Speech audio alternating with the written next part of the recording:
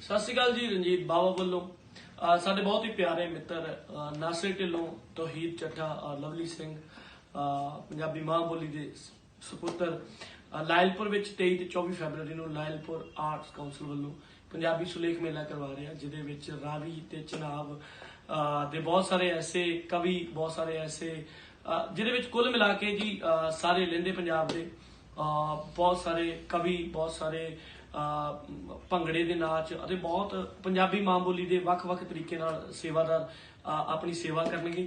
ਸੋ ਤੁਸੀਂ ਸਿੱਧਾ ਇਹਦਾ ਪ੍ਰਸਾਰਣ ਜਿਹੜਾ ਉਹ ਪੰਜਾਬੀ ਲਹਿਰਾ YouTube ਚੈਨਲ ਤੇ ਦੇਖ ਸਕਦੇ ਹੋ। ਮੇਰੇ ਵੱਲੋਂ ਇਹਨਾਂ ਵੀਰਾਂ ਨੂੰ ਮਾਂ ਬੋਲੀ ਦੇ ਇਸ ਜਿਹੜਾ ਕਦਮ ਇਹਨਾਂ ਨੇ ਪੁੱਟਿਆ ਆ, ਹਰ ਸਾਲ ਕਰਾਉਂਦੇ ਆ ਔਰ ਮਾਂ ਬੋਲੀ ਦੀ ਸੇਵਾ ਕਰ ਰਹੇ ਆ।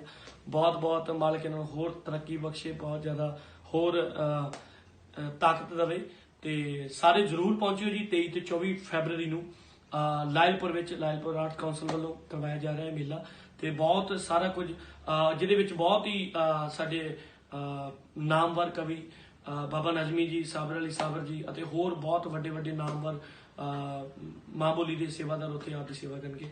ਮੇਰੇ ਵੱਲੋਂ ਸਾਰੀ ਟੀਮ ਨੂੰ ਬਹੁਤ ਸਾਰੀਆਂ ਮੁਬਾਰਕਾਂ, ਬਹੁਤ ਸਾਰੀਆਂ ਸ਼ੁਭ ਕਾਮਨਾਵਾਂ। ਮਾਲਕ ਚੜ੍ਹਦੀ ਕਰੇ। Thank you.